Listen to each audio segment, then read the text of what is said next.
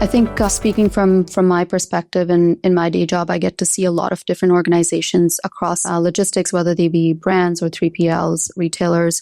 And what we've been seeing is there's such a big shift over even just this year in terms of how organizations and leaders are thinking about AI, and where there used to be a lot of fear, and not saying that everybody's jumped in, but initially we were finding a lot of people had that fear or boundaries in terms of we're not sure if we should have, this kind of adoption or what we should be doing, versus we've had a lot more conversations this year about, I don't want to miss out on this. How do I get ahead of it and what can I do? And we ourselves have kind of shifted to more, the outcome driven approach that Kinta, you were talking about, right? So rather than here's the deliverable, it's more about here's the outcome that we know we can help you achieve, and how do we partner on making that happen?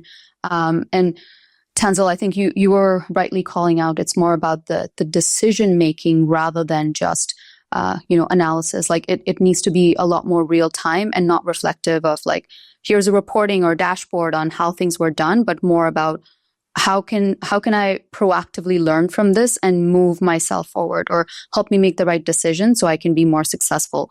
One of the big things at Manifest is also showcasing those innovations. And I know Pam does a really good job of bringing some really cool startups and folks that are pushing the boundaries on it, Tanzil. But it would be cool to give our audience a little bit of a preview on what to expect.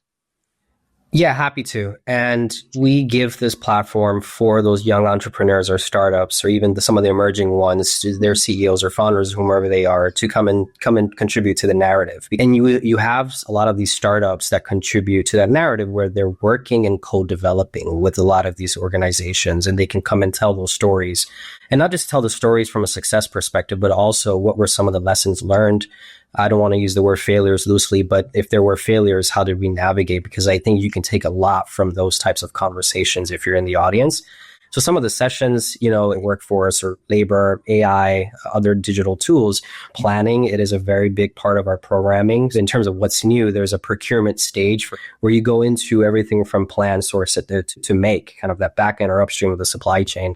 And you have a lot of your CPOs and heads of planning that are coming and speaking to what they're seeing, what they're prioritizing. And then you have the startups or emerging companies that can contribute to those narratives accordingly. And just general risk or risk mitigation. It's funny, I was just on one of our panel prep calls, and it was about just like what visibility means for us as organizations, because there isn't necessarily an end-to-end solution, but where do we have visibility so far, and where do the gaps lie?